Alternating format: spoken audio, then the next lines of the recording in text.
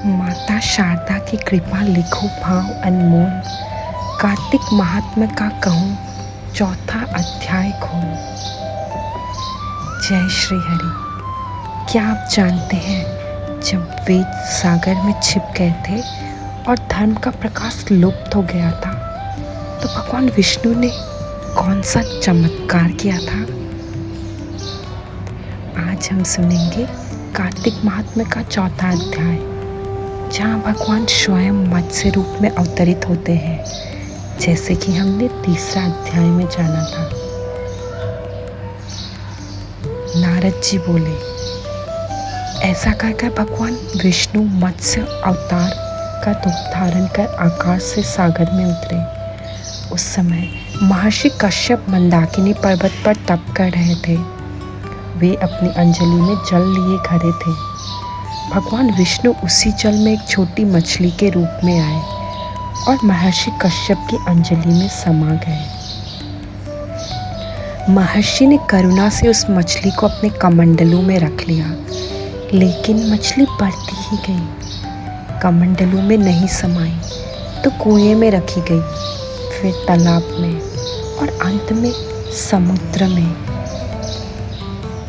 तब उस दिव्य मत्स्य रूपी भगवान विष्णु ने राक्षस शंखासुर का वध किया और वेदों को अपने कर कमलों से लेकर बद्रीवन पहुँचे, जहाँ भगवान ने सभी ऋषियों को बुलाकर कहा, हे मुनियों, जल के भीतर बिखरे हुए वेद मंत्रों को खोजो और शीघ्र उन्हें सागर से बाहर निकालो।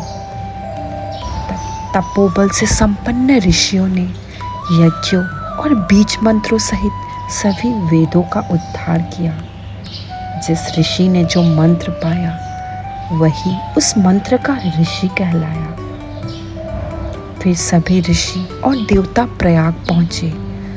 वहाँ उन्होंने ब्रह्मा जी के साथ मिलकर भगवान विष्णु को सभी वेद मंत्र समर्पित किए। ब्रह्मा जी अत्यंत प्रसन्न हुए और बोले, हे देवताओं, आज से यह स्थान ब्रह्म क्षेत्र कहलाएगा। यहाँ किया गया हर दान अक्षय होगा। जो यहाँ स्नान करेगा, उसके सभी पाप नष्ट होंगे। भगवान विष्णु ने प्रसन्न होकर कहा, देवताओं, आज से यह तीर्थराज प्रयाग के नाम से प्रसिद्ध होगा। यहीं राजा भगीरथ गंगा जी को पृथ्वी पर लाएंगे और यही गंगा और यमुना का संगम भी होगा।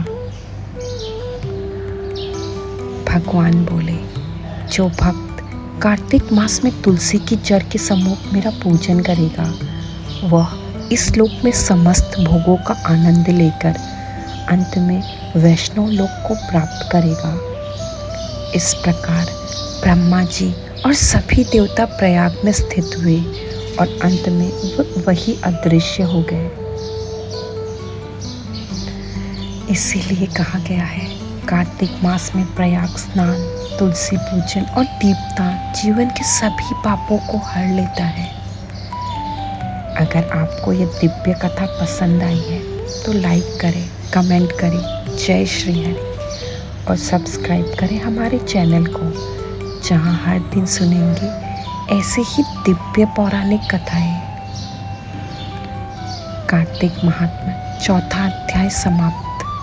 जय श्री हरि।